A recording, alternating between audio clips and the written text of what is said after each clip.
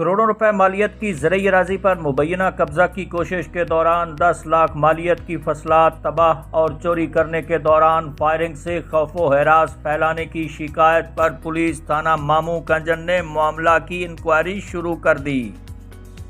ہمارے نمائندہ رائے اظہر فرید کے مطابق مقدمہ کے اندراج کے لیے دی گئی درخواست کے مطابق چک 504 کا بے کے معروف ذمہ دار چودھری حافظ بابر مانگڑ نے مبینہ 5 نامزد ملزمان اور 10 کس نامعلوم مسلح افراد کے خلاف تھانہ مامو کنجن میں درخواست گزار دی۔ تحریری شکایت میں الزام عائد کیا گیا کہ ملزمان نے اس کی 9 ایکڑ ملکیتی اراضی پر سینہ زوری سے قبضہ کی نیت سے رات کو 9 لاکھ روپے ملکیت کی فصل مکئی، گندم اور کنولا پر ہل چلا کر تباہ کر دیں۔ خوف و ہراس پھیلانے کے لیے وہاں مورچے بنا کر اندھا دھند فائرنگ بھی کی گئی،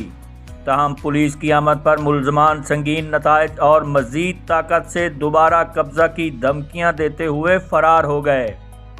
پولیس تھانہ مامو کنجن نے اندراج مقدمہ کے لیے ڈی ایس پی تانتلیاں والا سے اجازت طلب کر لی۔